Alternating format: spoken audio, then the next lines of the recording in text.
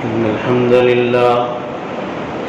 نحمده ونستعينه ونستغفره ونعوذ بالله من شرور أنفسنا ومن سيئات أعمالنا من يهده الله فلا مضل له ومن يضلل فلا هادي له وأشهد أن لا إله إلا الله وحده لا شريك له وأشهد أن محمدًا عبده ورسوله يا أيها الذين آمنوا اتقوا الله حق تقاته ولا تموتن إلا وأنتم مسلمون يا أيها الناس اتقوا ربكم الذي خلقكم من نفس واحدة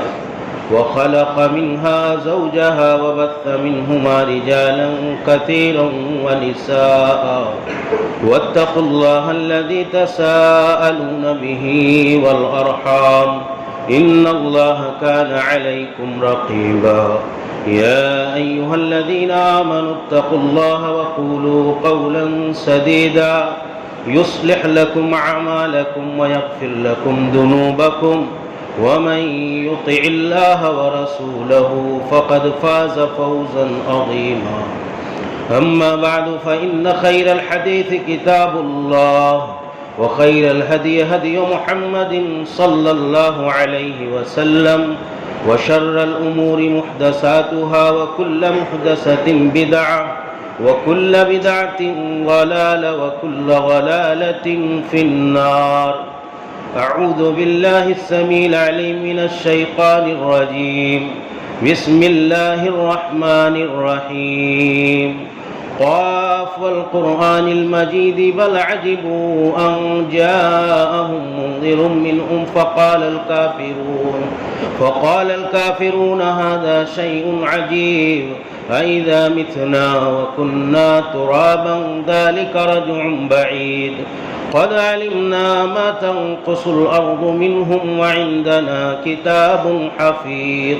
بل كذبوا بالحق لما جاءهم فهم في أمر مريج أفلم ينظروا إلى السماء فوقهم كيف بنيناها وزيناها وما لها من فروج والأرض مددناها وألقينا فيها رواسي وأنبتنا فيها من كل زوج بهيج تبصرة وذكرى لكل عبد منيب وقال تعالى بعد أعوذ بالله من الشيطان الرجيم من همزه ونفخه ونفثه يا أيها الناس كلوا مما في الأرض حلالا طيبا ولا تتبعوا خطوات الشيطان إنه لكم عدو مبين وقال نبينا وإمامنا محمد بن عبد الله صلوات الله وسلامه عليه يأتي على الناس زمان لا يبالي المرء ما أخذ منه أمن الحلال أم من الحرام سبحانك لا علم لنا إلا ما علمتنا إنك أنت العليم الحكيم رب اشرح لي صدري ويسر لي أمري واحلل عقدة من لساني يفقهوا قولي تمام قسم کی حمد و ثنا مدح و ستائش عظمت و بڑائی پاکی اور کبریائی اس دنیا دونوں جہان اور اس دھرتی اور روئے ارضی اور اس کے ذرے ذرے کے خالق مالک پالنہار اور پروردگار رب دو عالم کے لیے لائق اور زیبا ہے جس رب کریم نے مولائے رحمان الرحیم نے ہم کو آپ کو پوری انسانیت کو تمام جنوں کو اپنی عبادت اپنی بندگی اپنے احکام اور اوامر کی پابندی کے لیے پیدا کیا ہے۔ بعدہ درود و سلام نازل ہو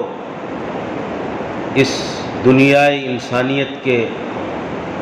سب سے محترم اور مقدس لوگ، اس انسانی آبادی کی سب سے پاکیزہ اور محترم جماعت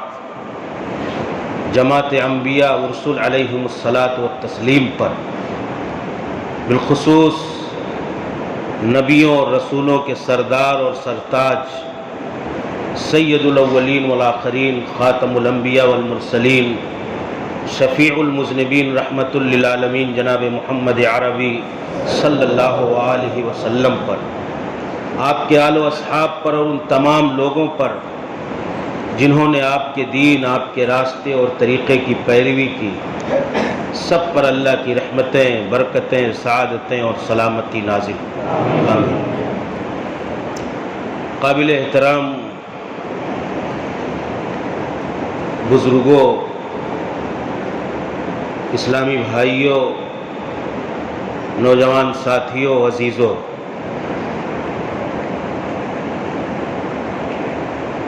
آج دنیا میں اس دھرتی اور اس زمین پر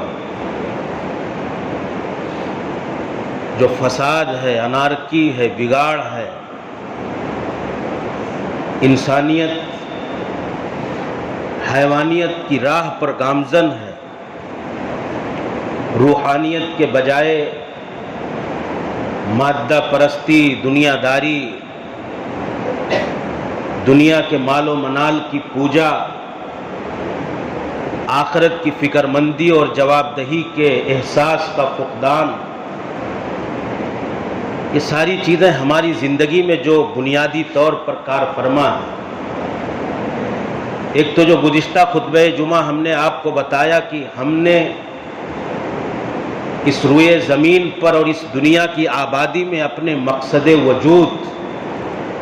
اور اپنی تخلیق اور پیدائش کا صحیح معنی اور مطلوب ہی نہیں سمجھا کہ اللہ نے ہم کو پیدا کس لیے کیا ہے۔ اس بات کا جواب اپنے آپ سے خود پوچھنا چاہیے، پھر قرآن سے پوچھنا چاہیے، نبی کی تعلیمات سے پوچھنا چاہیے، اور یہی بات گزشتہ خطبہ جمعہ میں سمجھانے کی کوشش کی گئی کہ اللہ نے اس دھرتی پر ہمیں اپنی عبادت اور بندگی کے لیے پیدا کیا، اللہ نے اس زمین پر ہمیں آزمائش اور امتحان کے لیے پیدا کیا، اس آزمائش اور امتحان کے بدلے میں ایک دنیا، آخرت کی دنیا، عالم عقبہ اور عالم آخرت اللہ نے بنایا ہوا ہے جنت اور جہنم کی شکل میں۔ یہاں کی کامیابی اور ناکامی پر اللہ وہ فیصلے کرے گا، ہماری کامیابیاں ہماری جنت کے راستے طے کریں گی، ہمارے اپنے مقصد وجود اور مقصد حیات اور مطلوب زندگی اور اس دنیا میں اپنی پیدائش اور تخلیق کے مقصد کا سمجھنا ہمارے لیے جنت کا راستہ آسان کرے گا، اور یہی نہیں ہم نے سمجھا تو آخرت کی ناکامی کی شکل میں اللہ ہمیں جہنم کے اندر کافروں کے ساتھ ڈھکیل دے گا۔ یہی اللہ کا اصل مقصد ہے اس دنیا میں۔ آج یہی آخرت کی جواب دہی اور اس دنیا میں ہمارے وجود کا مقصد کیا ہے، اس کو بھلانے کی وجہ سے رسول گرامی نے 1400 سال پیشتر اس بات کی وصیت کی تھی اور پیشین گوئی کی تھی کہ ایک زمانہ آئے گا، ایک دور آئے گا، یاتی علی الناس زمان، ایک وقت آئے گا لوگوں کی زندگی میں، پورے سماج میں ایک عام منظرنامہ ہوگا، لا یبال المرء من این اخذ المال، انسان کی زندگی سے اس بات کی پرواہ اور فکر مندی ختم ہو جائے گی کہ وہ مال کیسے کما رہا ہے، کہاں سے کما رہا ہے، اس کے کمانے کے طریقے کیا ہیں، اس بات سے وہ کوئی مطلب نہیں رکھے گا، اور اس کی فکر مندی اس بات سے بالکل ختم ہو جائے گی کہ یہ مال کمانے کا طریقہ حلال ہے یا حرام ہے، من این اخذ المال امن الحلال امن الحرام۔ رسول گرامی نے یہ پیشین گوئی بہت پہلے فرما دی تھی کہ لوگ مال کمائیں گے، اور کماتے ہوئے اس بات کی فکر ان کے ذہن و دماغ میں نہیں رہے گی کہ اس مال کے لانے اور کمانے اور ہڑپنے اور اپنی زندگی میں ذخیرہ اور جمع کرنے کا جو ہم طریقہ اپنا رہے ہیں یہ اللہ کی بارگاہ میں درست ہے، حلال ہے، یا نادرست ہے، حرام ہے، یہ اس کے دماغ سے نکل جائے گا۔ آج پوری دنیا کی صورتحال، ہمارے سماج کا منظرنامہ، ہماری سوسائٹی کی شکل و صورت آپ اپنی نگاہ سے دیکھ سکتے ہیں۔ عمومی حالات میں لوگوں کے ذہن و دماغ سے حلال اور حرام کی تمیز ختم ہو گئی۔ یہ اس بات کی دلیل ہے کہ ہمارے ہاں شریعت و سنت کا اہتمام ختم ہو گیا۔ اور اس کی وجہ کیا ہے؟ دنیا داری ہمارے اوپر غالب آ گئی، آخرت کی جواب دہی کا احساس بالکل ختم ہو چکا۔ رسول گرامی صلی اللہ علیہ وسلم کی یہ حدیث آپ بارہا سنتے ہیں کہ لا تزول قدم ابن آدم من عند ربه یوم القیامہ حتی یسأل عن خمس، عن عمره فیما افنا، وعن شبابه فیما ابلا، وعن ماله من این اکتسبه وفیما انفقا، وعن علمه ماذا عمل۔ امام ترمذی رحمۃ اللہ علیہ نے کہا کہ 5 چیزوں کے بارے میں جب تک بندے سے سوال نہیں کر لیا جائے گا، بندے کے قدم حشر کے میدان میں ربانی بارگاہ سے اللہ کے حضور سے ڈگمگا نہیں سکیں گے، ہٹ نہیں پائے گا۔ دنیا کی کوئی طاقت اللہ کے حضور کھڑے ہو کر کے جب تک ان سوالوں کا جواب بندہ نہیں دے دے گا، اس سے ہٹایا نہیں جا سکتا، اور وہ خود نہیں ہٹ سکتا۔ لا تزول، بالکل نہیں ہٹ سکتے اس کے قدم اللہ کے حضور جب تک قیامت کے دن ان سوالوں کا جواب نہ دے دے۔ پہلا سوال اپنی عمر، مقصد حیات سمجھا کہ نہیں سمجھا تم نے؟ یہ زندگی گمائی کہاں؟ مال کمانے میں، دولت کمانے میں، اپنی ذاتی ترجیحات اور اپنی زندگی کے وسائل اور اسباب کی فراہمی میں، اپنے عیش و مستی کے اسباب اور وسائل کے انتظام میں، یا اللہ کے دین کی بالادستی کے لیے، توحید اور سنت کے فروغ کے لیے، اللہ کے کلمے کو دنیا کے انسانوں تک پہنچانے کے لیے، اللہ کے بندوں کے لیے خیر اور بھلائی کا کچھ کام کرنے کے لیے کہاں لگایا اپنی عمر کا حصہ تم نے؟ یہ اللہ کے ہاں جواب دینا ہے۔ اور یہی انسان اگر مقصد حیات سمجھ کر کے کام کرے گا تو اللہ کے ہاں اس کے سوال کا یہ جواب آسان بن جائے گا۔ شباب ہی، جوانی سمجھتے کیا ہے؟ گھومنے، کھانے، بڑھاپے کے لیے بیلنس کرنے، جوانی میں دوڑ بھاگ کر کے بڑھاپے کے لیے گالا اور کمپنی بنا کر کے بیٹھ کر کے کرایہ کھانے کے لیے۔ اسی لیے تو ساری دوڑ بھاگ، ساری کوشش، کیا کہتے ہیں، ارے 40 سال تک کر لو کچھ، نہیں تو 40 سال کے بعد ہے نا ریٹائر ہو جائیں گے، پھر دوڑ بھاگ کمپنیوں کا ڈھونڈنا بڑا مشکل ہو جائے گا، تو اس کو ذخیرہ کر لو بڑھاپے کے لیے۔ جوانی ایک اہم مرحلہ ہے انسانی زندگی کا۔ اللہ نے اس لیے نہیں دیا کہ بڑھاپے کے لیے بیلنس بنا لو اور بیٹھ کر کے کرایہ کھاؤ، خالی یہی فکر ہونی چاہیے۔ اللہ نے جوانی دیا ہے دین پر عمل کے لیے، اصولوں اور ضابطوں کے ساتھ اللہ کے دین کی پابندی کے لیے۔ بڑھاپے میں تم چاہ کر کے بھی رکوع اور سجدہ اس حیت اور کیفیت پہ نہیں کر پاؤ گے جو جوانی کے مرحلے میں کرتے ہو۔ کتنے لوگ کرسیوں پر نماز پڑھتے ہیں، چاہتے بھی ہیں کہ رکوع سنت کے مطابق کریں، نہیں کر پاتے، جھکتی نہیں کمر، ہے کہ نہیں؟ تشہد میں نہیں بیٹھ پاتے ہیں۔ تو اللہ نے یہ جوانی دیا، جیسا چاہو گے ویسا رکوع کر لو گے، جیسا چاہو گے ویسا سجدہ کر لو گے۔ طاقت کے ساتھ اللہ کے دین کے لیے کچھ کام کرنا ہے تو بندے سے سوال کیا جائے گا اس کی عمر کے بارے میں، اس کی جوانی کے بارے میں۔ اور تیسرا جو میرے ذکر کرنے کا مقصد ہے، اللہ پوچھے گا 2 سوال بڑا اہم ہے۔ ان مال ہی، بندے کی پراپرٹی، مال، جائیداد، دولت و ثروت کے بارے میں اللہ پوچھے گا کیا؟ من این اکتسبا، کمایا کیسے تم نے؟ کمایا کس ذریعے سے؟ حلال، حرام، ناجائز، جائز، بے ایمانی، چوری، ڈکیتی، ظلم، زیادتی، چٹرئی، کیسے کمایا تم نے؟ یہ سوال ہوگا اللہ کے یہاں۔ محض یہ نہیں کہ مال آیا اور چلے گیا، اس سے کوئی مطلب نہیں، اللہ کے ہاں یہ جواب دہی اگر بندے کے دماغ میں رہے تو طریقہ کمانے کے لیے حلال اپنائے گا۔ اگر یہ شعور اس کے دماغ میں بیٹھا رہے کہ مجھے اللہ کے ہاں جواب دہ ہونا ہے مال کے کمانے کے طریقے کے بارے میں، تو ظاہر سی بات ہے وہ ہمیشہ فکر مندی کے ساتھ وہ طریقہ، جائز طریقہ اپنائے گا، آخرت میں جواب دہی کے احساس کے ساتھ حلال طریقہ اپنائے گا۔ تو اللہ پوچھے گا من این اکتسبا، مال کمایا کہاں سے تم نے؟ اور یہ بھی نہیں کہ کمایا حلال اور لگایا حرام میں، یہ بھی اللہ نے چھوٹ نہیں دی۔ کمایا حلال اور لگایا حرام میں، یہ بھی اللہ نے رخصت اور اجازت نہیں دی ہے۔ کمانے کے طریقے کے ساتھ ساتھ اس بات کا بھی سوال اللہ کرے گا وفیما انفقا، اگر حلال طریقے سے تم نے کمایا ہی تھا تو اپنا مال خرچ کہاں کیا تم نے، یہ بھی اللہ رب العالمین پوچھے گا تم سے۔ کس لیے؟ اللہ کے دین کے لیے، اللہ کے گھروں کی آباد کاری کے لیے، اس روئے زمین پر بسنے والے غریبوں، مسکینوں، محتاجوں، بیواؤں، یتیموں، لاچار، بے سہارا لوگوں اور فقیروں کے لیے، یا اپنے بچوں کی شادی بیاہ کے لیے کہاں خرچ کیا تم نے؟ اپنے گھروں کی آرائش اور زیبائش کے لیے کہاں خرچ کیا آپ نے؟ سب کا سوال ہونے والا ہے۔ یہ سوالات اور ان کی جواب دہی کا اصل احساس یہ بندے کو، پھر بندے سے پوچھا جائے گا علم حاصل کیا تو عمل کہاں کیا؟ اب یہ سب جاننے کے بعد عمل کیا یا نہیں کیا؟ تو یہ جو ہے اللہ کے نبی نے پیشین گوئی کی تھی کہ حالات ایسے آئیں گے کہ حلال اور حرام کا تمیز اور اس کی تفریق اور اس کا امتیاز بندے ختم کر دیں گے۔ تو یہ میرے بھائیوں ہوتا کیوں ہے کہ ہماری زندگی میں آخرت کی جواب دہی کا احساس نہیں ہے۔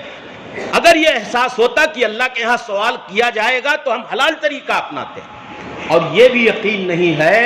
کہ آخرت کے دن میں ہونے والا کیا ہے، اس پر بھی سچا اور صحیح اور عملی ایمان نہیں ہے ہماری زندگیوں میں۔ حضرت انس بن مالک رضی اللہ تعالیٰ عنہ کہتے ہیں آپ تو نصیحتیں حاصل کریں، ہم نصیحتیں حاصل کریں، کتنے ہٹھے کٹھے تندرست توانا جگاڑ لگا کر کے اپنے آپ کو مالداروں کی فہرست میں بنانے والے، بینک کا لون تو ان کا قرض تو ان کا قرض، اور بیمار ہوئے چلے گئے، پتہ بھی نہیں ہے کہ وہ کتنا کس کا قرض تھے اور ان کا کون کتنا قرض تھے۔ یہ نوبت نہیں آئی کہ وہ بتا سکیں اپنے چھوٹے سے بھائی کو کیا ملا۔ وہ بینک کا لون آپ کے لیے درد سر بنا کہ نہیں بنا، آپ کی فیملی کے لیے زحمت بنا کہ نہیں بنا؟ تو اللہ کے نبی صلی اللہ علیہ وسلم کہتے قیامت کے دن اور ان کے مناظر پر ایمان رکھو، مرنے پر سچا ایمان رکھو۔ عقل مند وہی ہے جو مرنے پر ایمان کے ساتھ ساتھ مرنے کے بعد والی زندگی کی تیاریاں کرتا ہے۔ حضرت انس بن مالک کی روایت ہے صحیح مسلم کے اندر، میں نے کئی بار ذکر کیا، آج پھر میں اس لیے ذکر کر رہا ہوں کہ ہماری جو یہ غلطیاں ہیں اور حلال اور حرام کی عدم تمیز اور عدم تفریق ہے، ہماری زندگی سے جو یہ چیز اٹھ گئی کہ مال کیسے ہم کماتے ہیں، کوئی فکر نہیں ہے کسی کی زندگی میں، مومن ہو غیر مومن ہو، مسلم ہو کافر ہو، کسی کے یہاں کوئی مطلب نہیں کا، یہ اس وجہ سے کہ جواب دہی کا احساس نہیں، اور دوسری چیز اس وجہ سے کہ آخرت کے دن پر صحیح ایمان نہیں ہے میرے بھائی۔ اللہ کے نبی کہتے ہیں یوتا یوم القیامہ بأنعم رجل من اہل الدنیا فیسبغ سبغ فی النار، ایک لمحے کے لیے ایک ایسے آدمی کو جس نے دنیا میں رنج و الم محسوس بھی نہیں کیا، دیکھنے کی تو بات چھوٹی، ہر جگہ عیش ہے اس کے ساتھ، مسجد میں آتا ہے تو اے سی، گاڑی میں گیٹ پر بیٹھتا ہے تو اے سی، آفس میں اے سی، گھر میں اے سی، ہر طرح اس کے ساتھ آس پاس نوکر چاکر غلام خادم، دولت و ثروت کا انبار ہے، نعمتوں بھری زندگی ہے، آسائش اور آرام کی ساری شکلیں اس کی زندگی میں موجود ہے کہ دنیا کا بڑا مالدار رئیس صاحب ثروت لایا جائے گا قیامت کے دن، اور ایک لمحہ چند گھڑی کے لیے جہنم میں اللہ ڈال دے گا۔ 60 سال کی زندگی، 70 سال کی عیش کی زندگی، مال و دولت کی 90 سالہ زندگی، ایک لمحہ ایک منٹ کے لیے اللہ جہنم میں ڈالے گا، اور نکالنے کے بعد پوچھے گا بندے گاڑی کا اے سی یاد آ رہا ہے، بنگلے کی اے سی یاد آ رہی ہے، بنگلے کا عیش و آرام نوکر چاکر کچھ دماغ میں ہے، بچا کہ نہیں بچا؟ وہ جو آرام دہ کپڑا پہنتے تھے کچھ یاد آ رہا ہے؟ بولے گا بلّہ ایک لمحے نے جہنم کے تو سب کو گنوا دیا، بھلا دیا، اسکرین غائب ہو گئی، صاف ہو گئی، پورا فارمیٹ ہو گیا دنیا کا آرام، کچھ نظر نہیں آ رہا ہے، دکھ ہی نہیں رہا ہے، احساس ہی نہیں ہو رہا، پتہ ہی نہیں ہے کہ ہم دنیا میں کیا کر کے آئے، عیش کر کے آئے، آرام کر کے آئے۔ پھر ایک بہت لاچار مجبور سڑک پر بھیک مانگنے والا، ہاتھ گاڑی چلا کر کے کمانے کھانے والا، مجبوری اور قسم پرسی کے عالم میں جینے والا حرام کے قریب نہیں گیا، حرام کے قریب پھٹکا بھی نہیں، بارش ہوتی تھی تو اس کے چھپر کے مکان سے برسات کی بوندیں ٹپکتی تھی اور وہ چھت کے نیچے ان بارش کے قطرات میں بھیگ کر کے زندگی گزارتا تھا، کپڑوں پر پیوند لگے ہوتے تھے، سماج کے اندر کوئی گننے کے لیے تیار نہیں تھا، اتنی پریشانیاں، مشقتیں، مسائل، مشکلات، آلام، زندگی بھری ہے مصیبتوں سے، لیکن اللہ ایک لمحے کے لیے بندے کو، صرف ایک لمحے کے لیے جنت میں ڈالے گا، اور ڈالنے کے بعد نکالے گا اور پوچھے گا بندے وہ دنیا تھوڑی سی زندگی جو تھی 60 سال 70 سال 80 سال 20 سال 40 سال جو بھی جس کو ملے، یاد ہے کچھ وہاں کا غم؟ پیوند لگے ہوئے کپڑے یاد آ رہے ہیں، چھپر کا مکان، وہ گرمی دھوپ، وہ شدت، وہ پریشانیاں، وہ مصائب، وہ مالام، وہ تمہارے پیٹوں کی بھوک تمہیں یاد آ رہی؟ اللہ اس بندے سے پوچھے گا، اللہ کو جواب دے گا بندہ اللہ اس تھوڑے سے آرام نے دنیا کی ہر مصیبت کو، بڑی چھوٹی پریشانی اور اس غم کو بھلا دیا ہے، کچھ بھی نہیں یاد۔ آپ بتاؤ ایک لمحے کے آرام سے دنیا کے سارے مصائب بھول گئے۔ اگر اس دنیا کو قربان کر کے ابدی نعمت جو جنت ہمیشہ کے لیے اگر بندہ بنانے کا فکر مند ہو جائے تو اس دنیا کی کوئی پریشانی اس کو پریشانی نہیں محسوس ہوگی،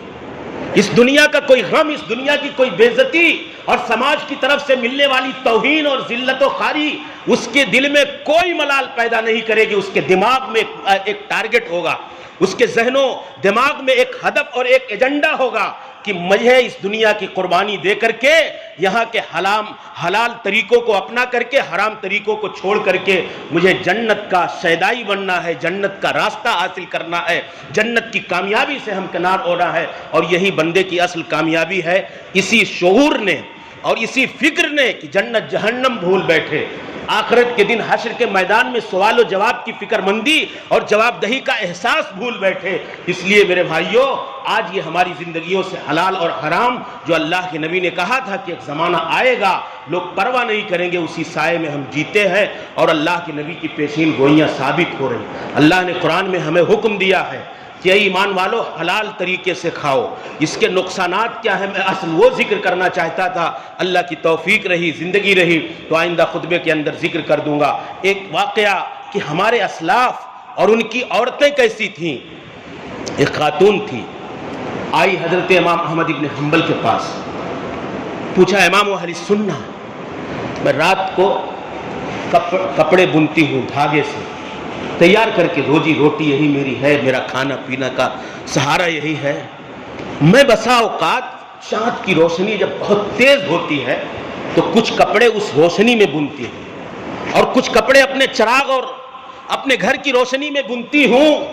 امام اہل سنہ امام احمد ابن حنبل سے آ کر کے اس خاتون نے مسئلہ دریافت کیا کہ بیچنے والے سے مجھے یہ بات بتانی پڑے گی کہ یہ کپڑا ہم نے چاند کی روشنی میں، ستاروں کی روشنی میں بنا ہے اور یہ کپڑا ہم نے اپنے گھر کے چراغ کی روشنی میں بنا ہے۔ امام اہل سنہ امام احمد ابن حنبل تڑپ اٹھے، گھبرا گئے۔ اتنا بڑا تقوی، اتنی بڑی پرہیزگاری کی دلیل اور اللہ کے حرام اور حرام کی، حلال اور حرام کی تفریق کا اتنا بڑا مظہر ایک انسان کے اندر اگر اس طرح سے موجود ہے تو ظاہر سی بات ہے وہ اللہ والا ہے، وہ ایمان کا سچا مفہوم سمجھنے والا ہے، آخرت کی جواب دہی کا سچا یقین اور احساس اس کے ذہن و دماغ پر بیٹھا ہوا ہے۔ امام اہل سنہ امام احمد ابن حنبل بالکل حیران ششدر رہ گئے، کہا کہاں سے آئی ہو تم بتاؤ، تم کس خاندان سے تعلق رکھتی ہو؟ کہا میں بشر الحافی کی بہن ہوں۔ کہا تمہارے جیسے خاندان ہی میں ایسی عورتیں پیدا ہو سکتی، بشر الحافی کی میں بہن ہوں۔ کہا کہ اللہ والے تھے، بہت بڑے عارف باللہ تھے، نیک پرہیزگار، اللہ کے تقوی اور اس کی طہارت کی زندگی کے ساتھ جینے والے، دوسری صدی یا تیسری صدی کے اوائل میں بہت بڑے اللہ کے بندے۔ کہا کہ میں اس کی بہن ہوں۔ کہا پھر امام احمد ابن حنبل کہا ہاں تمہارے خاندان ہی میں ایسی عورتیں ہو سکتی ہیں جو اتنی باریکیوں کے ساتھ حلال اور حرام کی تمیز اپنے ذہن و دماغ کے اندر رکھتی ہے۔ یہ اللہ والوں کی صفت ہے۔ آج تو آنے دو، ہماری زندگی سے سب ختم ہو گیا۔ میرے بھائیوں اس کے نقصانات بہت خطرناک ہیں۔ میں آئندہ انشاءاللہ صرف اسی بات پر کہ حرام کمائی، حلال کو چھوڑ دینا، اس کے خطرناک اثرات ہماری زندگیوں پر کیا مرتب ہوتے ہیں، آخرت میں ہمیں اس کے تعلق سے کتنا جواب دہ ہونا پڑے گا، کتنی محرومیوں کا شکار ہونا پڑے گا۔ آخرت میں کتنی تباہیاں ہمارے ساتھ حرام روزی حرام طریقے سے کمانے کی بنا پر آئیں گی، ہم اس کو سمجھیں۔ اللہ سے دعا ہے کہ الہ العالمین ہم سب کو سنت و شریعت کی اصل روح کو سمجھنے کی توفیق عطا فرمائے۔ اپنی زندگی میں ہر مسلمان کو حلال اور حرام کی تفریق اور تمیز کے ساتھ جینے کی توفیق عطا فرمائے۔ اللہ اس دنیا میں جو روزی دے، اللہ کے نبی نے کہا، حضرت جبریل امین آئے اور کہا کہ اس دنیا میں انسان کی جتنی زندگی ہے اور اس کی زندگی میں جتنی روزیاں لکھی ہوئی ہیں،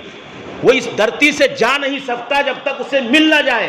یہ حضرت جبریل نے آ کر کے نبی کائنات کو کہا کہ جتنا اس کے حصے کا مقدر ہے اسے ملے گا۔ پھر اللہ کے نبی نے کہا جب تمہیں ملنے والا ہے تو بیوقوف ہوگا نہ وہ جو غلط طریقہ سے اس کو حاصل کرے، ملنے والا ہے تو حلال طریقے سے اپناؤ، صبر نہیں ہے ہم کو۔ کہا فَأَجْمِلُوا فِي الطَّلَبِ،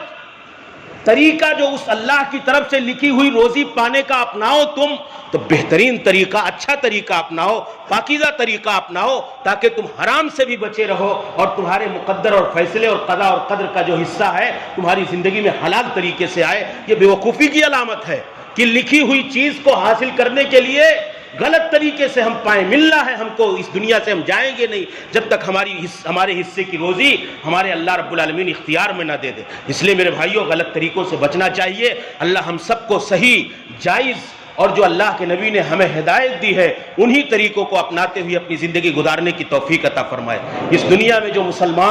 مسلمان کے علاوہ پوری انسانی آبادی کراہ رہی ہے اور ان حالات سے دوچار ہے، یہ وبا کی شکل جو پورے عالم ارضی پر چھائی ہوئی ہے، اللہ رب العالمین ہم سب کو، پوری دنیا کے مسلمانوں کو بالخصوص اور پوری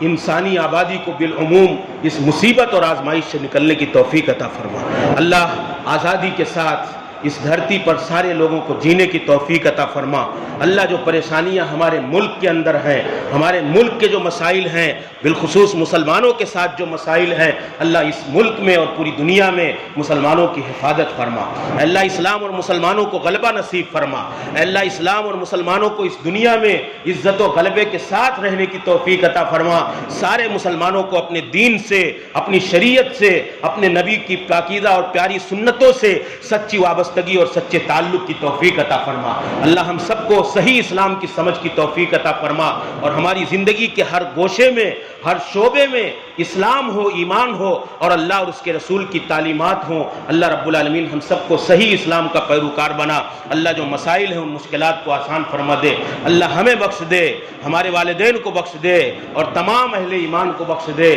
یا اللہ خاتمہ ہو تو اسلام پر ہو، موت آئے تو ایمان پر آئے۔ آمین وآخر دعوانا ان الحمدللہ رب العالمین۔